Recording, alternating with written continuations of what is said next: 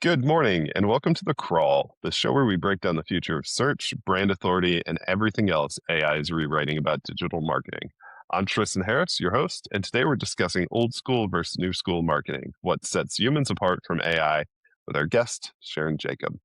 Sharon Jacob is an AI product manager, marketing analytics expert, and the founder of the Digital Buff, a growing community for growth minded professionals navigating the AI driven future of work with a focus on marketing, product, and analytics leadership. With nearly a decade of experience spanning agency and enterprise environments, Sharon has worked with brands such as Dyson, Whirlpool, Neutrogena, and Johnson & Johnson, leading initiatives across product marketing, analytics, and digital transformation.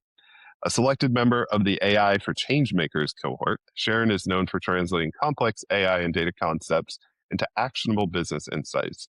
She brings a practical, human first perspective to conversations around AI, marketing, and career growth. So, with that, Sharon, welcome to the show. Thank you so much again for joining us. I'm, so happy that I get to talk to so many talented, incredible individuals like yourself, and I'm really looking forward to our conversation. Thank you so much, Tristan. I'm really looking forward to the conversation and thank you for having me here. Of course. I guess to start us off, can you tell us a little bit more about yourself and the digital buff? Absolutely. I used to be a full time marketer, and I've worked with brands like Dyson, Columbia Sportswear, and some of the brands most of you already know and pretty familiar with, like Neutrogena, Aveeno, you name it. The list under Kenvue's portfolio of brands, and Johnson and Johnson. So I've helped them build their marketing strategies. So from data backed insights all the way to making decisions that make a difference to their marketing plans. From there, I decided to quit full time corporate and lead and forge a way for a community of marketers and product managers. So that is what the Digital Buff is about. And I've been leading that since April of last year. So we're about to turn a year old this year. And since then, the community has grown to about 10,000 plus across channels, LinkedIn, the newsletter, and Instagram. And we're hoping to make a difference. The goal is that I does not replace marketers. I would replace marketers who refuse to think. That's the idea behind it. And so my goal is to help everyone stay ahead in this AI era. I think that's a common theme that we've seen throughout a lot of our conversations here on the podcast is the need to stay ahead. And what a lot of people haven't talked about, what I don't think anybody's really talked about is resources to do that. And that's where something like the digital buff seems incredibly helpful is having that resource to help stay up to date. Like, we talk a lot here about how quickly things are changing. Uh, AI is, it's not slowing down. If anything, the change is picking up speed. And having a way to track that and to have something specifically for marketers is incredibly valuable. I mean, for us, it's I'm learning one tool and a new tool comes out, and it's how do you keep track of good use cases, why you want to use it, the good, the bad, the ugly, everything about it. How do you keep track of all that? And it seems like the digital buff, you kind of found a really interesting niche there to keep people informed. Absolutely. I love that you brought that, Tristan, because I definitely think like finding the right resource and something that you can rely on and that's truthful is extremely important because it's become so easy to just get away with kind of making an exaggerated point about different. Different updates. In terms of how do I stay ahead, I personally make it a point, number one, to read quite a bit. So, a fun fact about me is that I'm also auditing a course at the Princeton University. So, that's one of the ways I try to stay ahead with understanding the logic behind LLMs so that I can understand how things work on the back end and I'm able to communicate in a way that marketers can understand the tech stuff, but in a way that's made more simpler for them. So I put together resources based on my understanding. I also take up courses, which I've shared across the digital buff through my newsletter and different carousels. I also recommend people the books that they must read on a monthly basis sometimes, because not everyone has the time to read a book every week.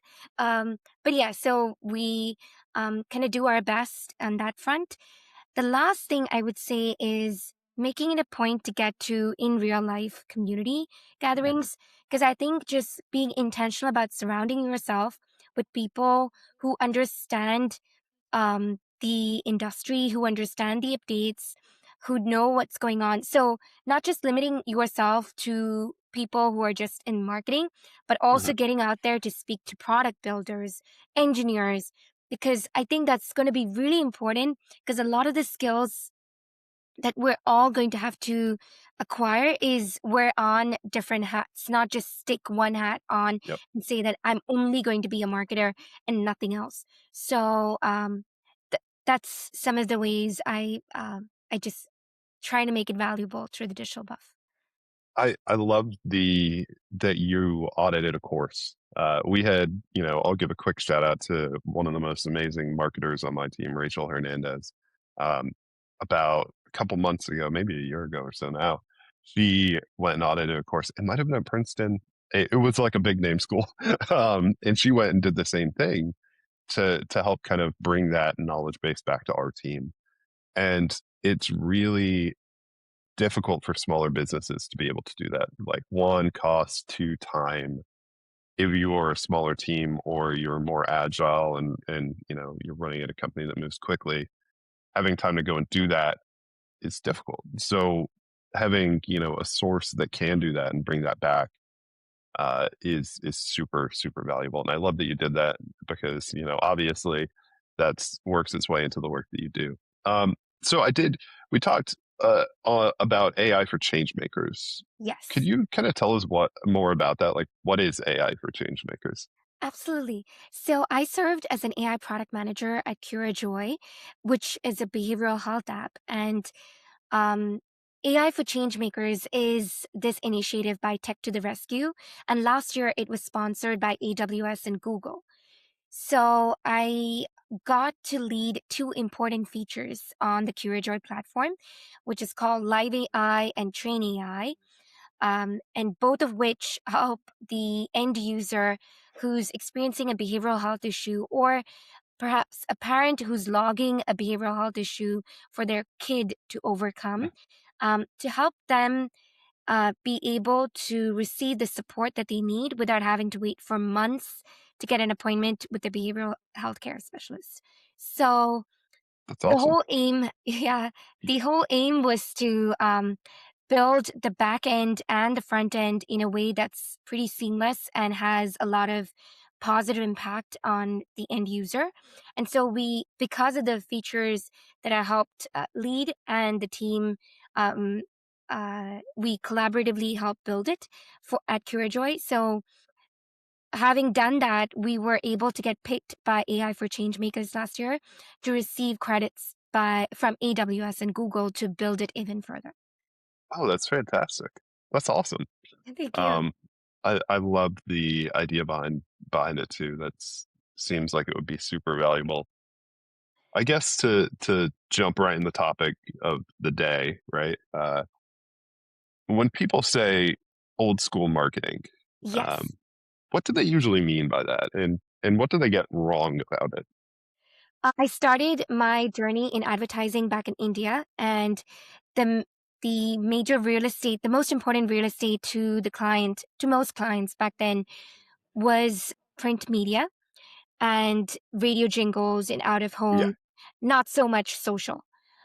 Um, n- this is not to say that, that is old school, but then the point behind that was reach as many people possible, regardless of whether they were relevant to the product or to Mm. what they were selling. This was a real estate brand that I was helping, and they needed to sell about 300 condos.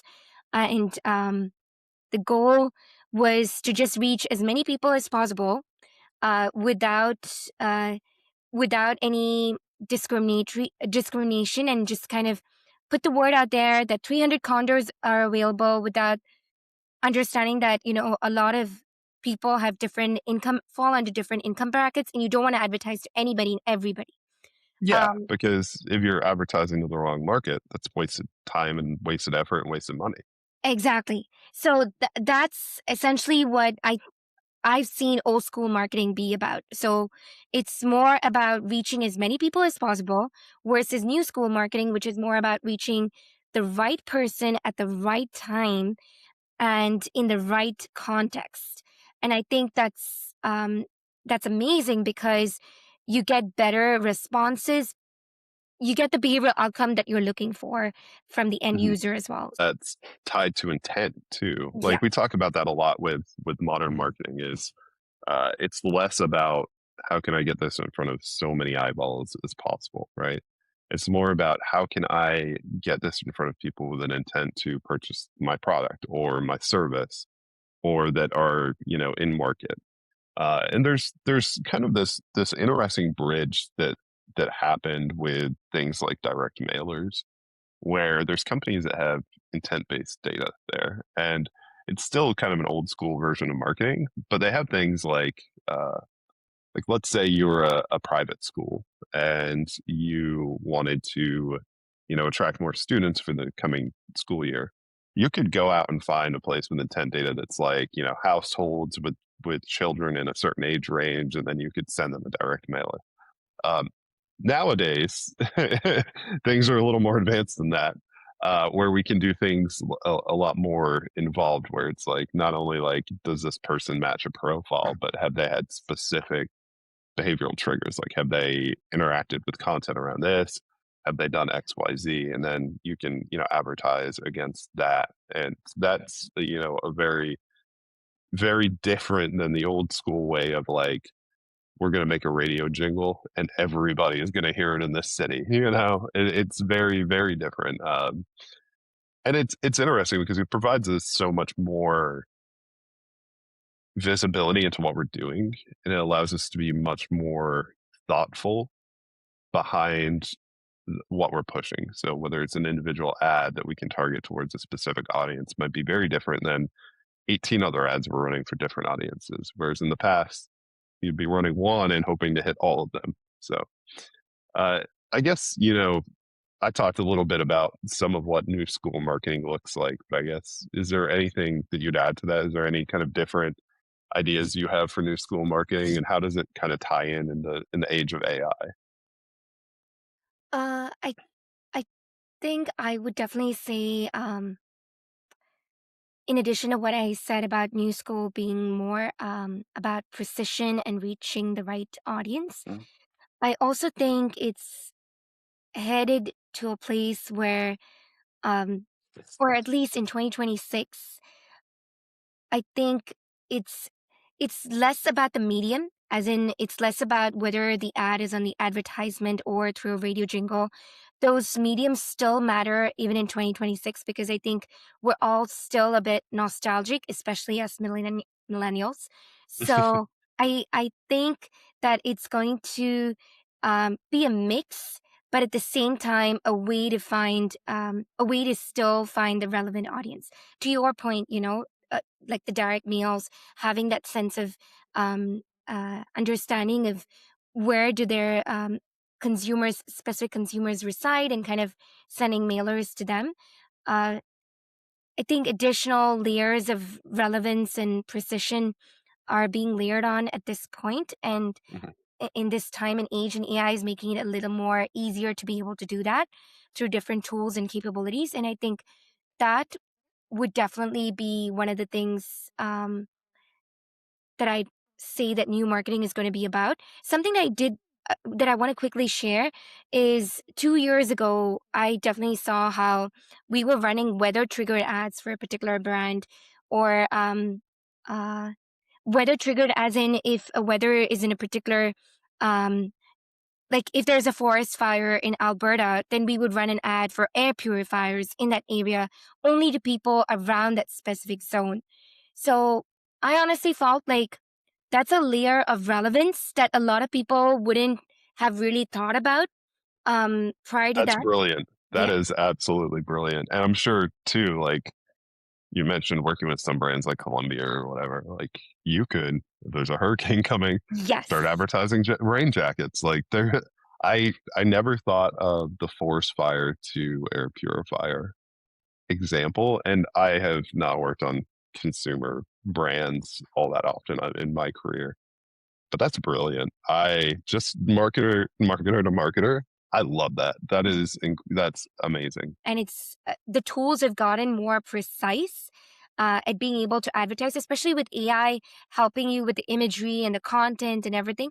I think new age marketing is going to get a lot more relevant and more intentional, to your point. Mhm. And I guess that brings up the question of, you know, what are the most human skills in marketing that machines can't replicate yet? So Hmm. we're talking about a lot of ways that AI can help leverage and help us become much more efficient and help us do things that we weren't able to before. But where do we still need that human connection, right? I love that you asked this question, Tristan. It's one of my favorite questions because I get this question even from my community at the Digital Buff, and we're talking about, brand marketers, senior analysts. They come up and ask me, Sharon, how do you think I can stay relevant? Because now it's less about your tool stack, because a lot of us are getting access to all these different tools that can help us improve our process. But then it's more about what do we do with it that makes us different and that does not make us seem like we're dispensable. Like we really want to, especially when we're working in corporate, we really want to seem indispensable. Although none of us are, but we try our best. And so I think one of the things that AI cannot replace, at least of yet, is creativity. And I Mhm. see it in even in the work that I do. AI cannot think the way I do, does not have the exposure that I do.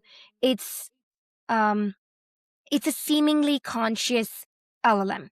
It's not a Yeah. real person. It is not empathetic. It does not have the experiences that I have personally experienced or that you have. And so Yeah. I think, you know, the that is going to be our superpower of being able to use it like this co-pilot. Like if we Mhm. were Batman and that is Robin, I would say that AI would be Robin and we're Batman or Wonder Woman, to kind of take it the next level.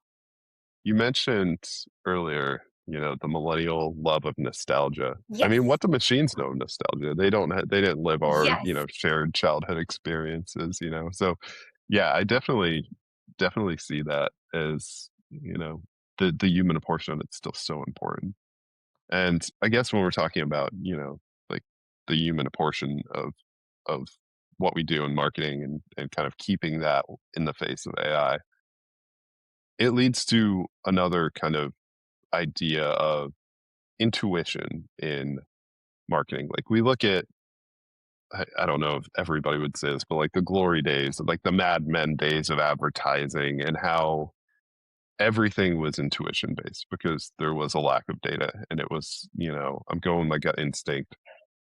I feel this is right. And there were people that were incredibly, incredibly talented at that. And Yeah. they hit a home run 90% of the time. But is that intuition still a competitive advantage in today's market, or has data pretty much replaced it altogether? Ooh, I love this. Um, Honestly, yes, I agree with you.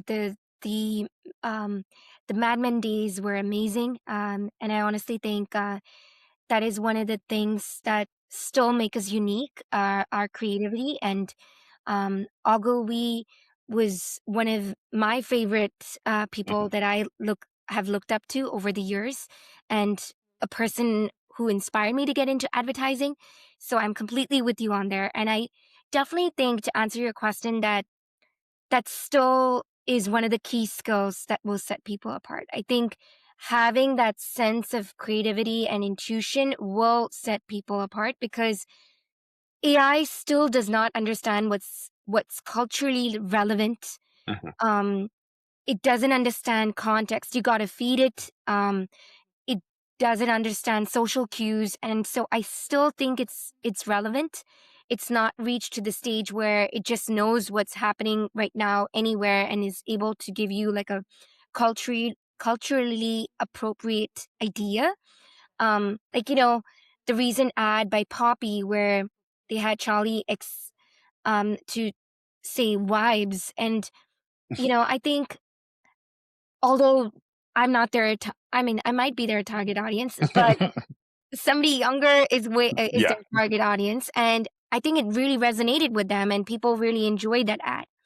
And so I definitely think like, um, understanding that background and that context is going to set us apart. And I think looking up to those men in the sense of their creativity and um men and women in looking up to them in for their sense of creativity and uniqueness is going to be still prevalent and something that should be still maintained over the years.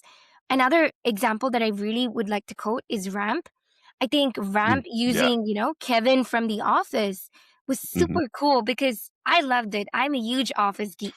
So, Yeah, yeah, same here. And seeing the 80 different versions of Kevin pop up yeah, and do his job for him, um, you know, I think it was super, super cool. And that ties into that shared experience, right? Like, if a machine maybe could look at like, if it was like, okay, I want to pull a random celebrity for this ad, it might look at viewership numbers for shows, but yes, then it would probably try to get like the star of the show. Maybe not necessarily Kevin, who was a character that we all loved, right? Um, just as a side note, I still feel so awful every time I watch the episode where he spills the chili. It's so heartbreaking every yeah, time. Um, but yeah, so I think that's the whole conversation around like creativity and intuition still matter. I yeah, think is really relevant. And one thing that, we obviously from advertising use data to inform what works and what doesn't. But getting to the point of getting advertising out there and coming up with creative ideas, whether it's, radio spots, whether it's TV commercials, whether it's static ads on social, figuring out what is going to be creative and is going to, like on social, for example, stop the scroll and get people to interact with your brand. That's super important. And that's not something that necessarily you can get right out the gate. Like the data and the feedback loop of that's super valuable, but that intuition, from the start, if you start out with a not great ad, it's going to be a lot longer and you go spend a lot more money until you get to the point where it's good. So I love that. And I think that creativity is still such a big part of it, especially now with TV. We're yeah, seeing that breakthrough. I mean, we just came off the Super Bowl, which I'm a big Seahawks fan. Go Seahawks. We won. Yeah. I just want to put that out there. But watching all those really cool ads throughout, like the ones that stick in your mind are the really creative, cool ones, right? yeah, Like they're the ones that resonate the best with the audience. And yeah, the Poppy ads with Charlie XCX, I think her name is. yeah. I'm not the target audience either, but yeah, they, I think they have resonated really well with, maybe people that are in the shorter half of their 20s. Yeah. Uh, have you seen examples where like AI generated content worked, but it just like came across as soulless? Like, sure, it was great. It was, technically what it should be, but it just didn't feel like it had that human connection. So, I would definitely bring up the Coca-Cola ad where they used AI. I think for last year's Super Bowl as well, but Mm. I did not like the ad as much as it was cute. They used the polar bear, but it just I think they used it for Christmas, but it just Oh didn't yeah. resonate with me as much as I remember Coca-Cola, I wouldn't forget it. So I kind of forgot their ad, but I still did not forget the brand because they're a legacy brand. Um, However, I know the vodka brand this Super Bowl 2026. I think the name of the brand is with. I'm just gonna look it up. Svedka, I guess. I don't know how to pronounce it, but it's Svedka. Svedka, it's the vodka brand, right? I think. Yes. Yeah, yeah. So they used AI to completely come up with this Super Bowl advertisement of bots kind of taking out a vodka bottle and then kind of sharing it with one another. And people in the digital buff community, we were discussing about that. And one person made this comment that I really liked. She was like, I'm not taking any drink from a robot. Like she she just didn't Yeah, resonate with it. And people were like, what's the point of this ad? What are they trying to convey? It wasn't memorable for the right reasons. People were like, yeah, you could have done this with humans. You needn't have used AI for this. yeah. So, yeah. And you know what's funny? I, being a big Seahawks fan, I was glued to the TV that entire Super Bowl. I don't even remember this ad. And I did not walk away from the TV. So yeah, I mean, that just definitely, Yeah. And and on the other looking at hand, some of the pictures too, like the still images from the ad, it's a little creepy looking. it looks so dystopian. I Yeah, really like the Heineken ad, on the other hand, where they said, social networking since yeah, I don't remember when, but then it felt yeah, very emotional. And I think a lot of people could connect with it. yeah. That right there is the perfect comparison, I think, for the human connection. Yeah. Take the ad where it's all AI, robots pouring, shots of vodka for each other, to the Guinness ad where, if I remember correctly, they were in a pub and it was all talking Yeah. about like social networking since like whenever Guinness was founded, like 1700 or something. Yeah. That night and day difference. We can Yeah. relate to being in a pub or a bar with our friends, family, community much, much quicker and Yeah. easier than we can connect to being in a club that's only robots. Like uh, I wouldn't want to go there. I wouldn't. Um, yeah, it would be terrifying. So yeah, definitely like that's a prime example of keeping that human connection. And I'd be surprised if Guinness didn't use AI in some form to help plan and Yeah. and and build out that campaign, especially everything that goes on behind the scenes of the ad itself. But they managed to maintain that connection, and I think that's super valuable. Yeah.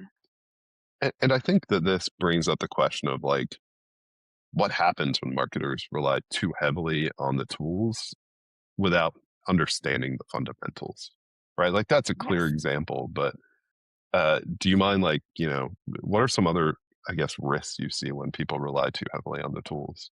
Absolutely. I honestly think so. The term for it is cognitive offloading.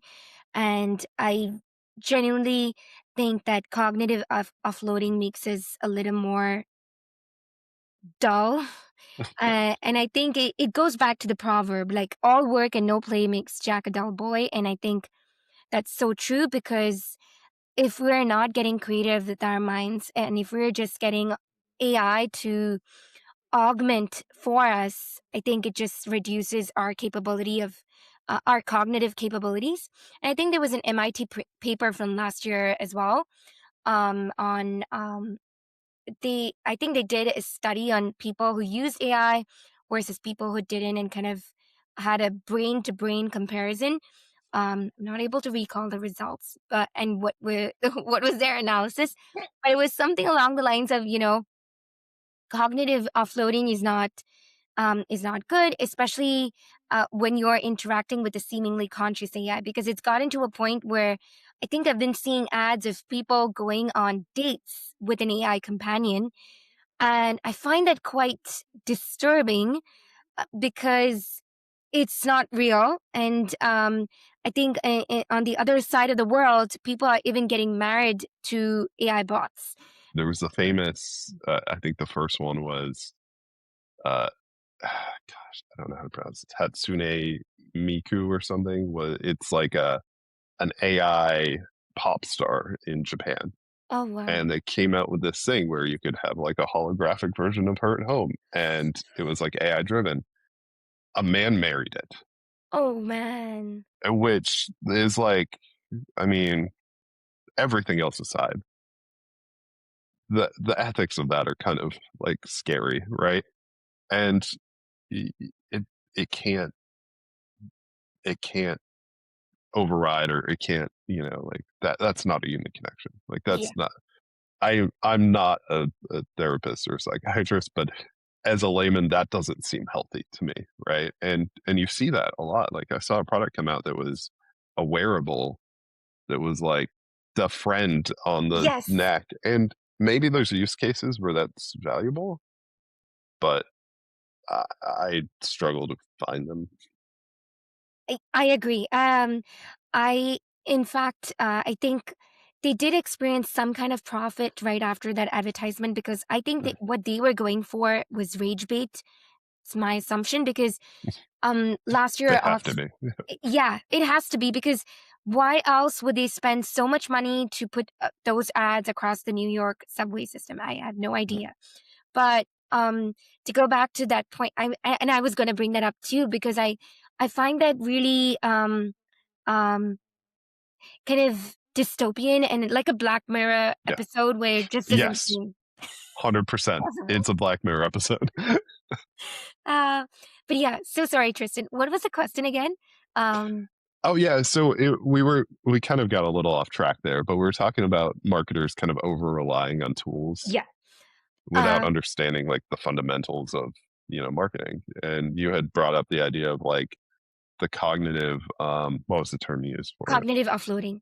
Offloading, that was it. Yeah. Yes, obviously I've been doing some of that myself.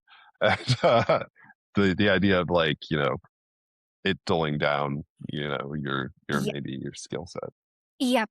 So I was just going to say that I think people need to have a set of rules, like with any new system. Guardrails need to be present. I understand I understand that a lot of us just want to really experiment as fast as we can, as soon as we can, and we want to be fast at what we're doing.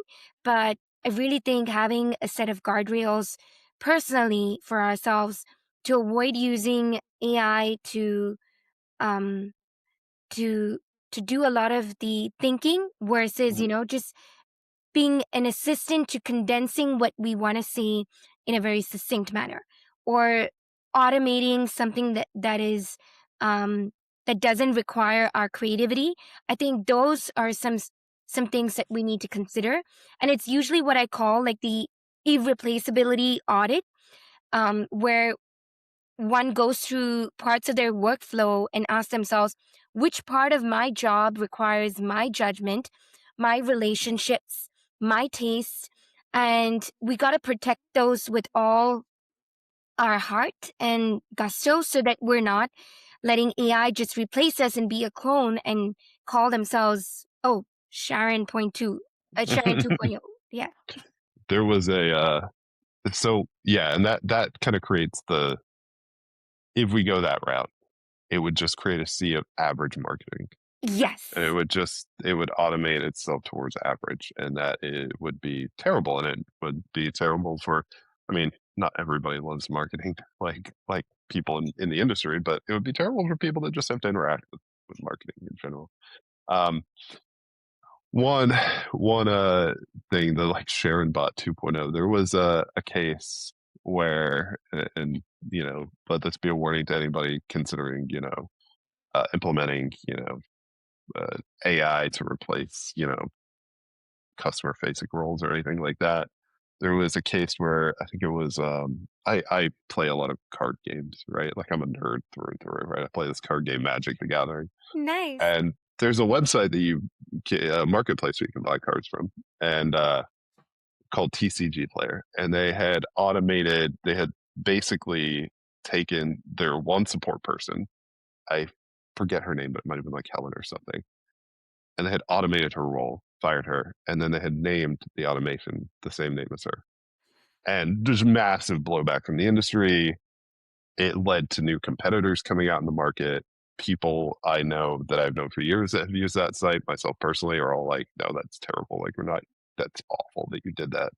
So, yeah, the idea is AI can be great. Keep the human element of it. Don't try to turn your employees into AI bots, please, Yeah. because it doesn't end well from everything that we've seen so far. Yeah. Recently for Valentine's Day, I just this is a bit off track, but recently for Valentine's Day, I decided to create something for my community called a creator receipt because I think all of us in some way outside of our full-time job, we're creating something of value just like you Yeah, are.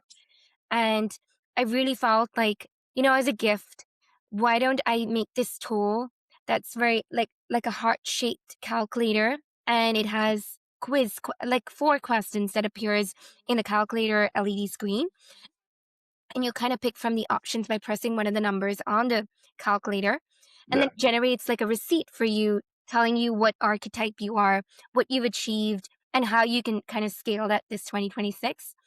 that's cool. It resonated really well, Tristan. I got over 21,000 impressions on Yeah. LinkedIn.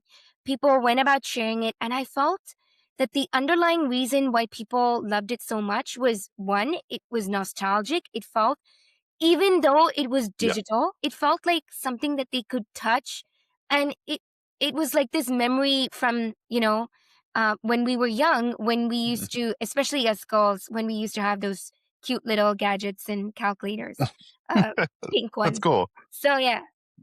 That's cool. That gave me the idea too of like, if you remember those little things that there were like folded paper and you moved them a Yes, certain number of origami. times, then you open the things. I forget what they were, but yeah, like doing something like that that would predict like your, marketing Oh future for yeah. 2026 could be cool. I forget what they were, but I remember it maybe used to have Christina would numbers, and you remember. kind of, yeah, I know what you're talking about. Yeah, and you'd like open it like this, like a certain number of times, and then Yeah. you'd peel open the thing, and there would be something in there. It's been a long time since my childhood. Um, so yeah, I mean, something like that would be really cool too. Like that idea of bringing that nostalgia back in, fortune teller origami. Oh, Yeah, yes. cool. So Thank you, yeah, it Christina. would be. Thank you, Christina. So yeah, it would be. Like doing a digital version of that. I think would be really cool. There might be one. It might not be an exciting idea, but I think No, that would be really cool. it is a good Because that idea. would bring us all back to our childhood. I mean, Yeah. even a lot of the girls made them, but the guys always got asked to, Yeah. pick a number, and um, that's cool. Nice. Yeah, we definitely have gotten off topic, but it's fine. I enjoy when our guests are more. It's more like just natural conversation, and we get into like the things we're seeing in the world and what's working and what's not, more so than necessarily like just a Q and A session. So I Thank do love that, and I think that ties into what we were talking about of like Yeah. humans responding more strongly to stories than to like systems. Yes. Like that's a big part of it, is that human connection. It all boils down to that. And you can use AI in a lot of ways to get to that point, but you still need that aspect of it, or you're missing kind of a core part that Yeah. uh makes it all work. And I guess that brings me to a question of like, can AI build trust on its own with an audience? Or do you think that trust natively and inherently requires a kind of human behind the curtain, and not in the sense of like Wizard of Oz, but in the sense of somebody operating it and kind of steering it towards that kind of trust building. I think I'll go back to the part about Cure Joy, the behavioral health app. Hmm. So, although that was, building and training an LLM to be an AI coach, there the main crux of that tool, I mean, the crux of that tool, or the cogwheel behind the entire operation, was human in the loop. So it was a clinician working in the background at giving AI the best responses it can provide, to help the AI do better at building trust with the end user. But at the same time, the clinician reviews those responses. So, one example would be, I was telling Christina about this earlier as well, where one of my requirements was to help reduce the false positives. And what I mean by that is, for example, if a Gen Z were to use the tool and they were to say, "Oh man, I'm beat," or "I'm dead, I feel so bummed," and then the AI immediately sends like an alert to the back Yeah, end, like, "Oh no, you got to jump in, clinician, because this person wants to die," because it yeah, doesn't understand lingo, doesn't understand. context and Yes. yeah, And so, to help reduce those false positives, the clinicians would then jump in. They're the human in the loop who would tell the AI, so this is a lingo, and if a person of of a certain age were to say it in this kind of a context, this is not a 5-on-5 kind of thing to flag, you can just respond in a particular way, and it would give it an example.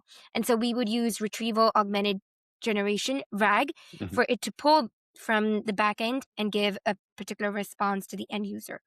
So so all this to say that human in the loop is definitely essential for AI to seem like it's trustworthy, because like I said, it's just a seemingly conscious being or thing, but it's not really real.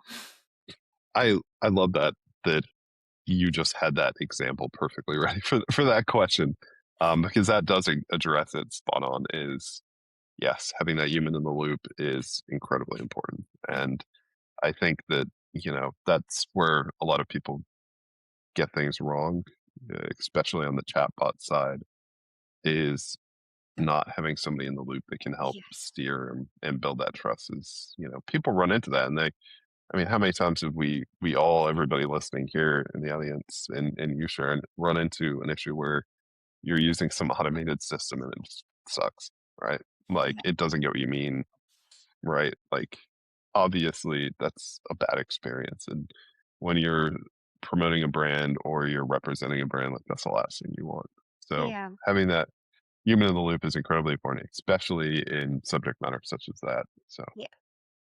um let me ask you this because, only partially because, I'm worried about my own future, but do you feel like junior marketers are learning faster now or slower in an AI first world?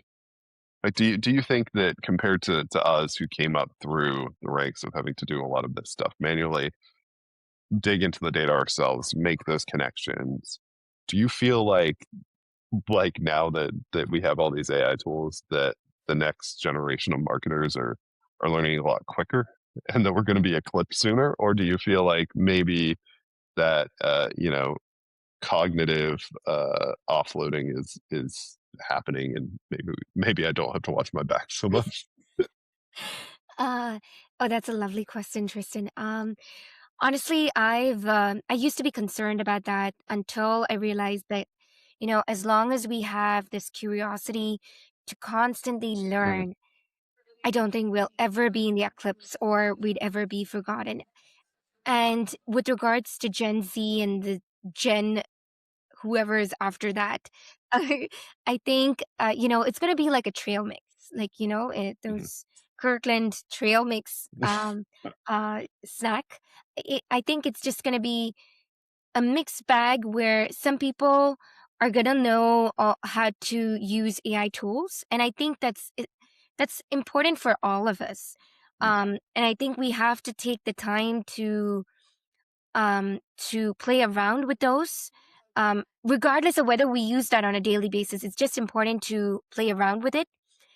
But I don't think nobody can replace somebody who's curious and who wants to constantly learn. Like the way you're doing this podcast, Tristan, you are making a difference to a whole lot of people. And I honestly think, like, doing what you're doing, you're bound to be ahead, because you're keeping yourself in the loop, and you're going to help a whole bunch of other people stay ahead as well.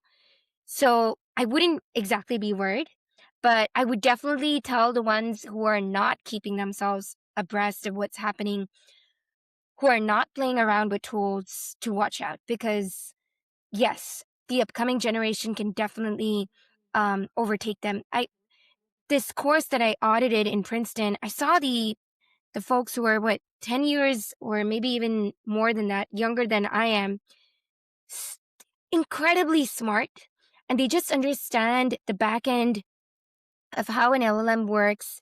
And I think people who understand the tech side of things are bound to be able to, and if they have a good sense understanding of marketing, only if they have that, of course, I think they're bound to be able to make a huge difference. What makes us different is that we've soaked in this environment long enough that we have a lot of experience. We're like fine wine that probably just needs a mix of, you know, You're telling me I'm getting too old. no, I'm including myself. I'm including all of us who have been in this for a pretty long time in marketing and advertising, where we've seen it, move from OOH to completely social first. Mhm.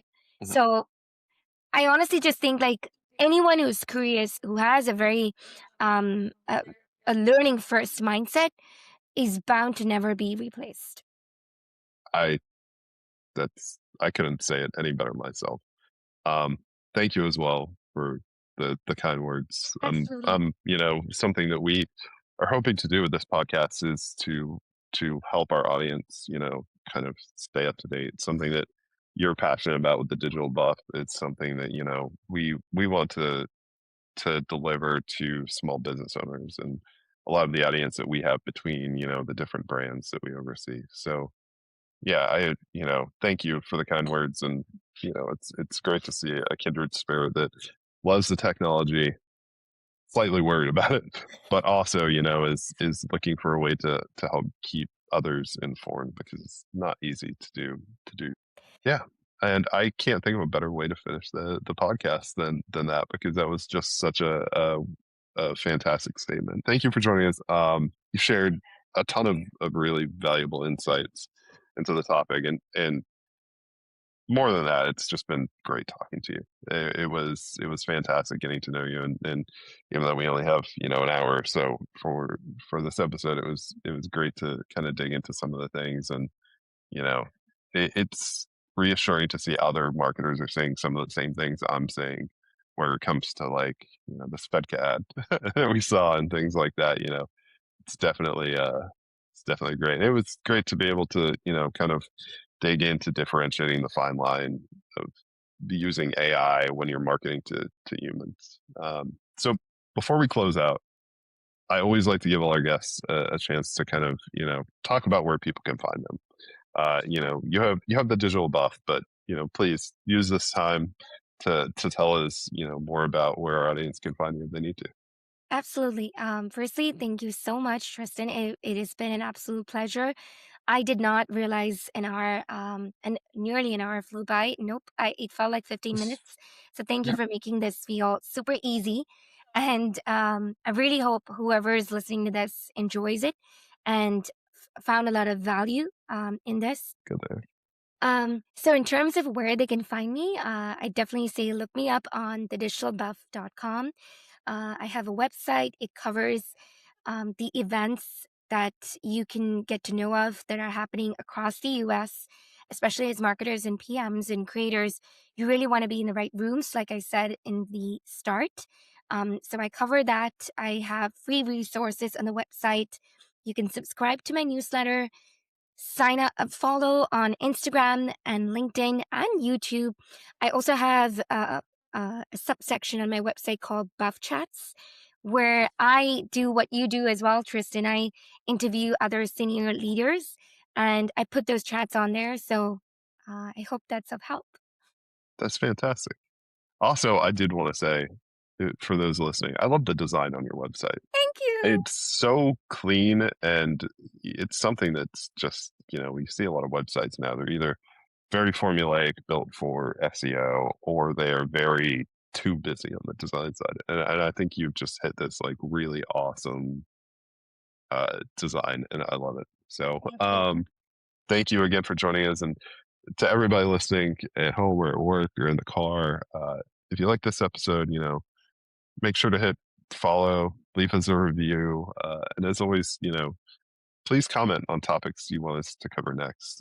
Some of these topics that we've covered in this episode and previous episodes have, been questions that we've gotten from the audience. So we always love to hear from you guys, and know that we're doing well. So I will see you all next time. Yes. Thank you.